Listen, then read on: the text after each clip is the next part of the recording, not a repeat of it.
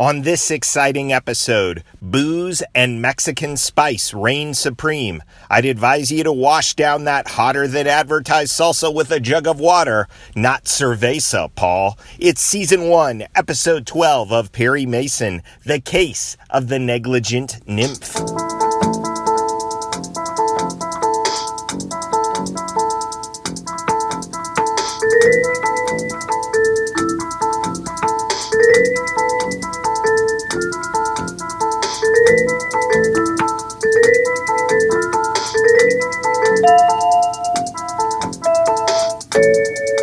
Welcome to the 12th episode of the Pirie Pod. I'm your humble host, Jonathan Searcy, and my purpose here is pretty simple. Provide an audio companion to the greatest legal drama in television history, Pirie Mason. I plan to do a pod for every episode of the television series, and if time permits, to cover some of those made-for-TV movies too. I'll be working through the series in the order in which the episodes were aired. Each week, I'll start by visiting the law library before I give a brief refresher on the plot of this week's episode. If the episode was based on a novel, I'll compare the book with its television adaptation. Next, I'll list some key pieces of trivia, as well as tackle the episode's main theme. We'll feature a Pirie Proverb, a moment of wisdom from the man himself, and then we'll finish with a post-case water cooler, where just like Pirie, Della, and Paul, we can rehash the ins and outs of their adventures. But first, to the law library! Each week in the law library, we return to prior episodes to refresh our memories about Pirie's past so we can find fresh precedents for future cases. On our last episode, I teased the fact that the case of the crooked candle finally gave Pirie and Della shippers what they've always wanted, the pair sleeping together. The only complication, they never take their clothes off, or touch, or have a shred of romantic intimacy. So it's worth exploring in a little bit more detail how they ended up on a boat together. The dead man, you'll remember, Joe Bradford, got murdered aboard his tiny schooner, the Marybelle. Nothing conclusively demonstrates to Pirie's mind the time of Bradford's death. All the cops have to go by are a crooked candle that still burned perfectly despite its shape, and the defendant's fingerprints, as well as the position of Bradford's body. Pirie has a sense that his client was on the boat, but long after Bradford was already dead. He reasons that she couldn't have stayed on the boat with the dead man long enough to set a new candle. So if he finds out what time of day, what time of night corresponds to the angle at which the candle was set, he'll know when she was on the boat. Della and Pirie can't go to a forensics lab and get a computer-generated simulation, so they have to head out to the Marybelle themselves with a dummy in hand to replicate Bradford's body and candles to see if their hypothesis about the time of night is accurate.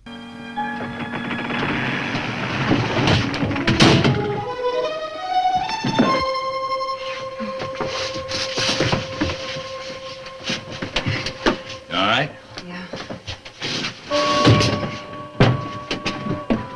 They end up falling asleep on the boat, and when they wake up at low tide, the boat is tilted, leaving the table with a candle that's burned down in the crooked shape, as well as a moved body. Two interesting side notes here.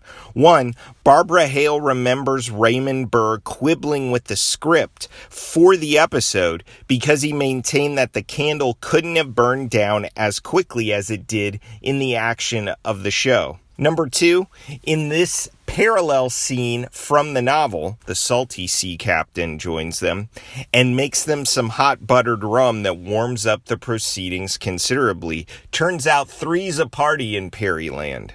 Now to this week's episode. The Case of the Negligent Nymph. A word about the title. Negligent is a legal term that can mean careless.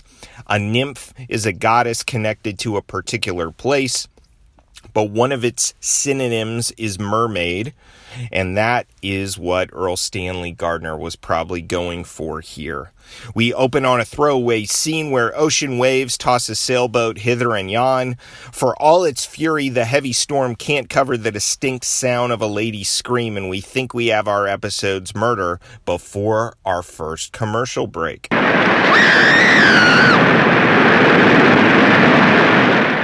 But the incident is just a contrivance that sets the plot's squeaky wheels in motion while providing no lasting significance to the crime's solution. Nothing has actually happened.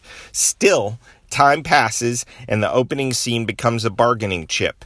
We get a sanguine beachcomber, the show's version of a beatnik, who finds a unique bottle washed ashore. Mr. Dorian, get to the point. I found this note in a bottle washed ashore at Paradise Cove. Refers to the death of your late Aunt Agatha in a most indelicate fashion. Inside, he discovers a note implicating George Alder, a prominent businessman and philanthropist, in the death of his Aunt Agatha, who is the boat's screaming woman. That's when our story really begins. While money controls George's life, it's booze that controls the life of his wife, Karen. George, we're out of supplies. The cupboard is bare, and I'm thirsty. George has banished Karen to the other side of the house, and emotionally he continues to put up with her only because his family's good name won't let him divorce her. While Karen struggles to earn a civil word from George, Karen has successfully managed to split the loyalties of future defendant Sally, who works for Alder but must act as George's secretary even as she tries to help her friend Karen. When the blackmailing beachcomber enters the picture, tempers flare, booze gets drunk, and Sally gets fired by her testy and seemingly guilty boss. This is an obvious forgery. Is it?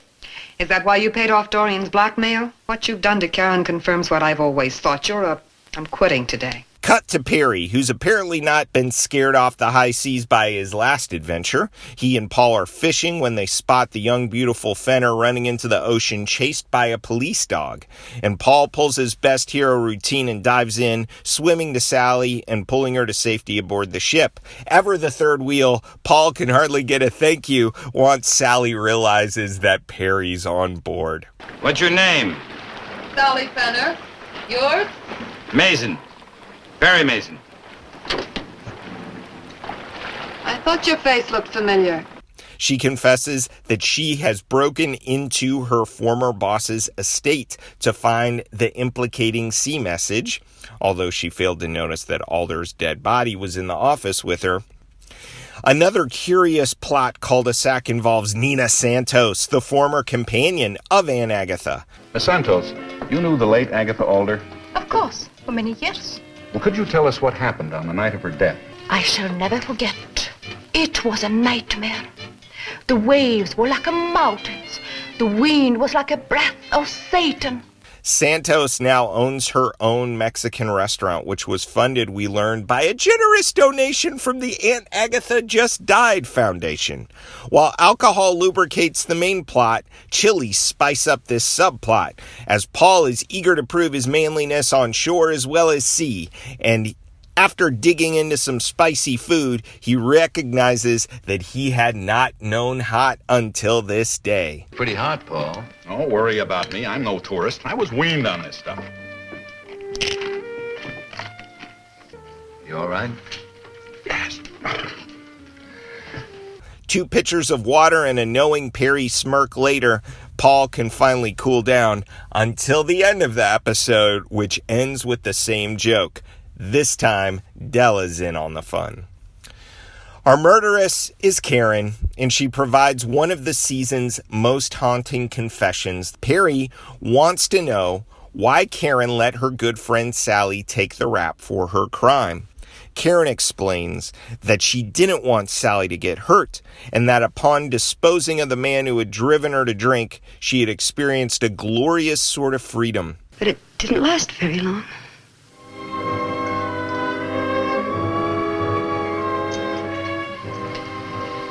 I wish I had a drink. Oh, how I wish I had a drink. After that heart-rending sequence, the audience needs a drink. The 1950 novel, The Case of the Negligent Nymph, is considerably different from the show.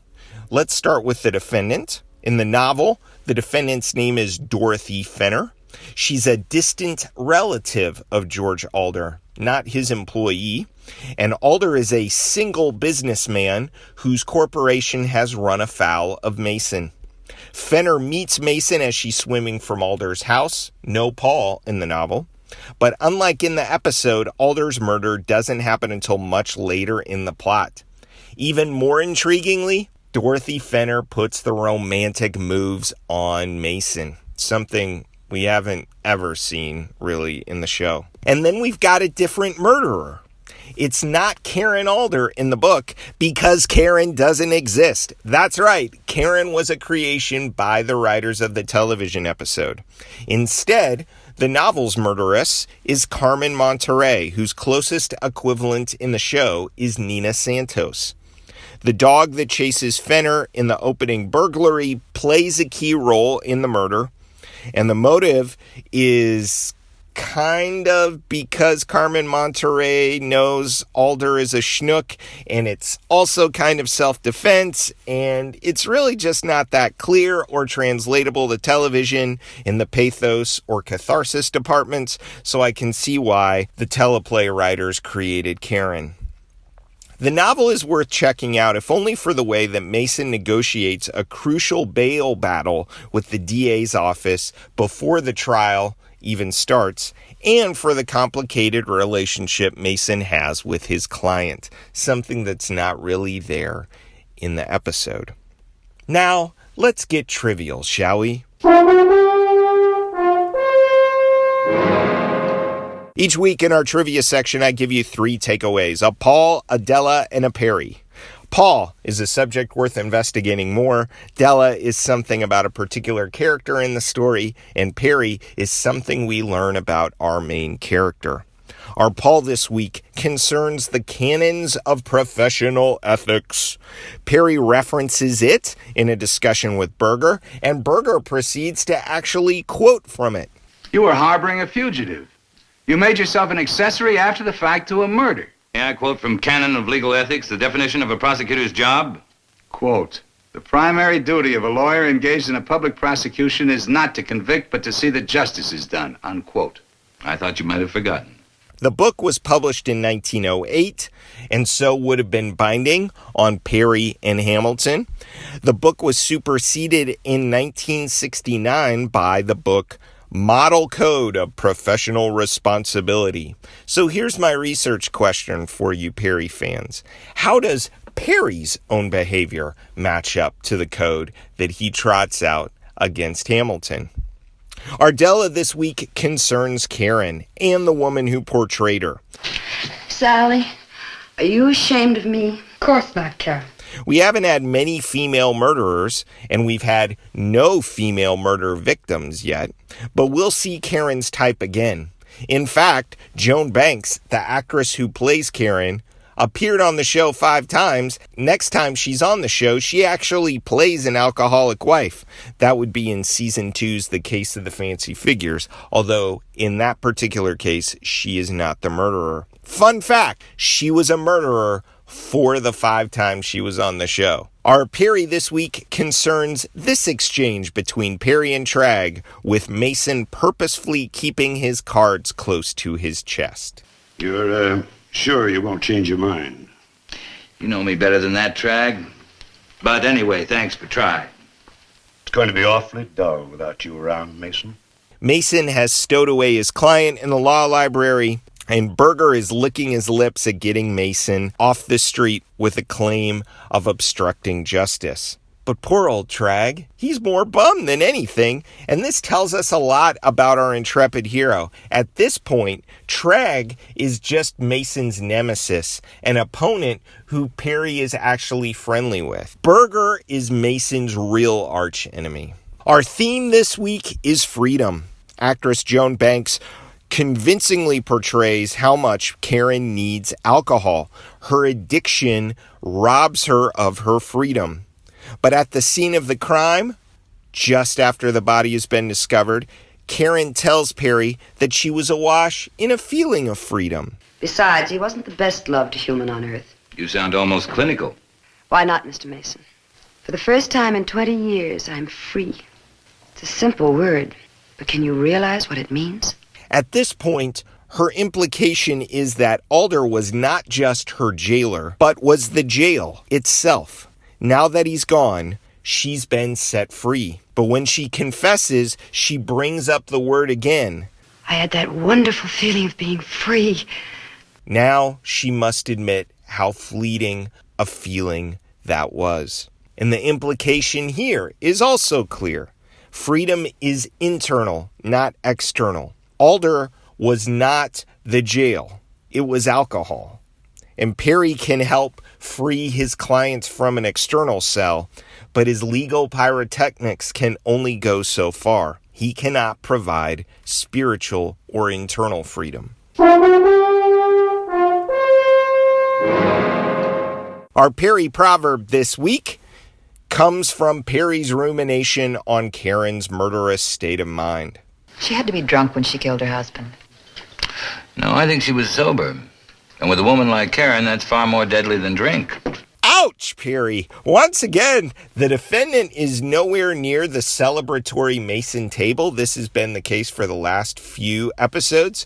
And maybe it's Mason's penchant for real talk that has kept Sally Fenner, Martha Bradford, and Myrna Davenport from hanging out with Mason any longer than they have to. He was going to lecture Martha Bradford. I'm not really sure he had anything nice to say to Myrna. Pirie getting real.